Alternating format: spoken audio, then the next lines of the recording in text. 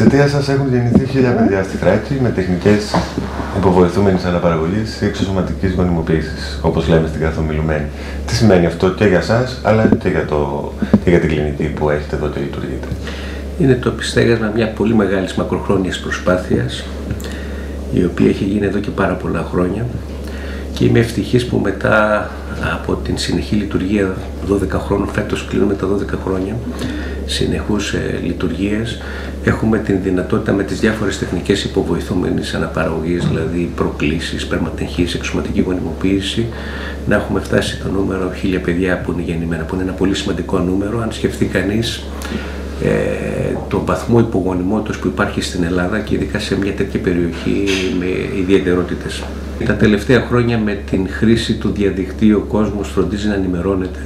Βέβαια, δυστυχώς λείπει ένα φιλτράρισμα των πληροφοριών που πρέπει να έχει ένα ζευγάρι που πρόκειται να υποβληθεί σε μία από τις τεχνικές υποβοηθούμενης αναπαραγωγής, και θα έλεγα ότι τα μέσα ενημέρωσης προσφέρουν ένα πολύ σημαντικό έργο.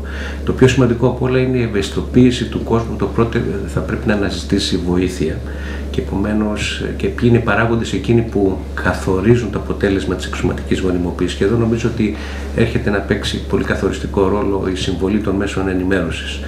Η πιο σημαντική παράμετρος που καθορίζει, αν θέλετε, και το αποτέλεσμα της εξωματικής γονιμοποίησης, ανεξάρτητα για ποιο λόγο ένα ζευγάρι πρόκειται να υποβληθεί σε αυτές τις τεχνικές, είναι η ηλικία της γυναίκας. Και επομένως είναι μια ευκαιρία να τονίσω για άλλη μια φορά ότι το αποτέλεσμα των διαφόρων τεχνικών εξαρτάται κυρίως από την ηλικία της γυναίκας. Να σας δώσω ένα παράδειγμα. Μια γυναίκα στα 34, μέχρι τα 34, έχει διπλάσιες πιθανότητες επιτυχούς έκβασης μιας προσπάθειας υποβοηθούμενης αναπαραγωγής από ότι μια γυναίκα που έχει υπερβεί, πλησιάζει τα 40. Επομένως είναι πάρα πολύ καθοριστικό να ευαισθητοποιηθεί ο κόσμος και να προστρέχει για βοήθεια όσο ακόμα είναι νωρίς. Έχετε αντιμετωπίσει δηλαδή περιπτώσεις στις οποίες είναι πλέον αργά? Δυστυχώς υπάρχουν και τέτοια ζευγάρια, γιατί θα πρέπει να απομονώσουμε τον εμεινορουσιακό κύκλο της γυναίκας, και ότι μια γυναίκα επειδή έχει περίοδο μπερδεύεται και νομίζει ότι η ΕΣΑΗ μπορεί να κάνει παιδιά από το πότε μπορεί να τεκνοποιήσει. Δυστυχώς υπάρχουν και τέτοια ζευγάρια τα οποία είναι πλέον αργά.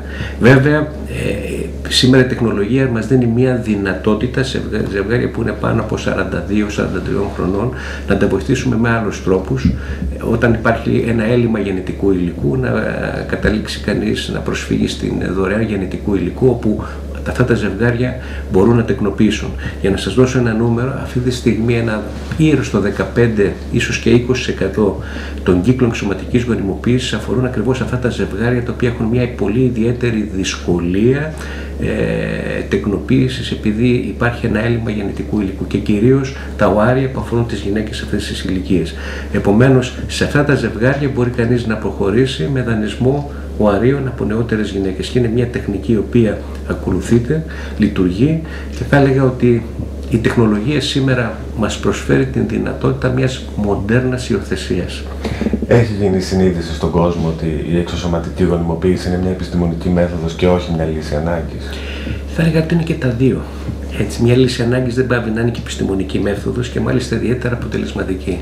Αν σκεφτεί κανείς ότι η εξωματική γονιμοποίηση έχει μια διαδρομή 35 χρόνων από τότε που γεννήθηκε η πρώτη φορά η Λουίζα Μπράουν, το περίφημο παιδί του Σολίνα, στα 35 αυτά χρόνια μια τεχνική η οποία ήταν πάρα πολύ σύνθετη, δύσκολη και αναποτελεσματική, στα χέρια μας έχουν προσθεθεί καινούργια φάρμακα, καινούργιες τεχνικές, και επομένως η μέθοδος έχει απλοποιηθεί, έχει εμπλουτιστεί, και το σημαντικότερο από όλα είναι πάρα πολύ αποτελεσματική πλέον.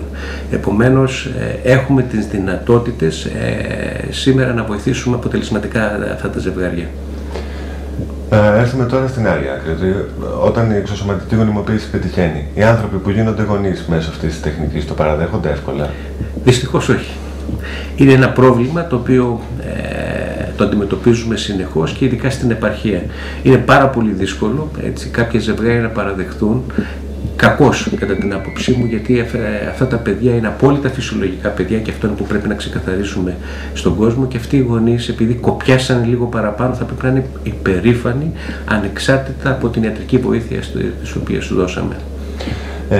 Οι άνθρωποι ξαναπροσπαθούν σε περίπτωση που αποτύχει μια πρώτη απόπειρα, επιμένουν δηλαδή?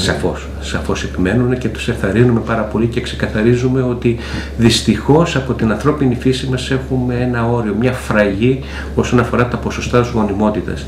Επομένως λοιπόν αυτά τα ζευγάρια ξέρουν ότι μπαίνουν σε μια διαδικασία η οποία μπορεί να αφορά κάποιους κύκλους θεραπείας, δηλαδή κάποια ζευγάρια δεν θα πετύχουν με την πρώτη προσπάθεια και επομένως είναι ενημερωμένα από την αρχή, παρότι είναι ένα βαρύ συναισθηματικό φορτίο, μια αποτυχία στην προσπάθεια εξωσωματικής, θα έλεγα ότι είμαστε δίπλα τους συνεχώς και ότι ένα μεγάλο ποσοστό, γύρω στο 80% με 3-4 προσπάθειες έχουν ευτυχή κατάληξη. Οι 3-4 προσπάθειες δηλαδή θεωρείτε ότι είναι ένας ικανοποιητικός αριθμός? Ρωτάω για τον κόσμο που δεν ξέρει, για τις γυναίκες που δεν ξέρουν πώς είναι οι αριθμοί και τα μεγέθη. Εξατομικεύεται. Υπάρχουν ζευγάρια τα οποία πρώτου καν καταλάβουν τι σημαίνει εξωσωματική γονιμοποίηση είναι γονείς. Αυτή είναι λοιπόν η άμεση ευτυχή κατάληξη που έχουν ένα ικανοποιητικό ποσοστό των ζευγαριών. Υπάρχουν κάποια άλλα ζευγάρια τα οποία ανάλογα με τις δυσκολίες, τις ιδιαιτερότητες που αντιμετωπίζουμε στο κάθε ζευγάρι θα χρειαστεί να επανέλθουν σε έναν επόμενο κύκλο εξωσωματική γονιμοποίηση και μιλάμε κυρίως για την εξωσωματική γιατί αυτή είναι η κορονίδα, το βαρύ πυροβολικό θα έλεγα των τεχνικών υποβοηθούμενης αναπαραγωγής και αυτά τα ζευγάρια θα πρέπει να είναι σίγουρα ότι με λίγο υπομονή και επιμονή θα έχουν το αποτέλεσμα που θέλουν.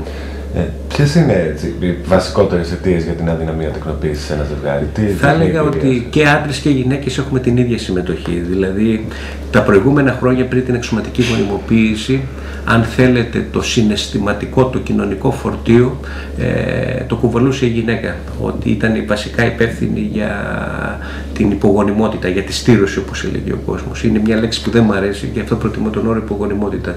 Σήμερα ξέρουμε ότι και τα δύο φύλλα έχουν μια κοινή συμμετοχή. Έχουμε μια κοινή συμμετοχή, 35-50% είναι το ποσοστό για τον άντρα και τη γυναίκα, γιατί υπάρχουν και κάποια αίτια που είναι κοινά, κάποια ποσοστά που ευθύνονται και τα δύο ζευγάρια. Καμία φορά, ξέρετε, ένα μικρό πρόβλημα από κάθε πλευρά δημιουργεί μια ανυπέρβλητη δυσκολία στην τεκνοποίηση και εκεί παρεμβαίνουμε. Επομένως, το ποσοστό είναι το ίδιο και θα έλεγε κανείς ότι σήμερα η τεχνολογία μας έχει δώσει την δυνατότητα στην πλειονότητα των ζευγαριών να πετυχαίνουμε αμέσως αυτό το αποτέλεσμα που θέλουμε. Συνήθως από την πλευρά της γυναίκας είναι προβλήματα με συμφίσεις, έτσι, λόγω παλιών φλεγμονών ή επεμβάσεων, είναι προβλήματα ενδομητρίωσης και από τον άντρα είναι κυρίως προβλήματα ποιοτικά και ποσοτικά του σπέρματος. Η επανάσταση, όπως σας είπα, ήταν πριν 35 χρόνια με το πρώτο παιδί του Σολίνα. Γύρω στο δεκαετία του 90, συγκεκριμένα το 1992, η δεύτερη μεγάλη μέθοδος, αν θέλετε, που χρησιμοποιούμε στην εξωσωματική γονιμοποίηση είναι η ενδοαρική έγχυση σπερματοζωαρίων, η μικρογονιμοποίηση όπως λέμε, ή αλλιώς ήξη όπως είναι ο αγγλικός όρος.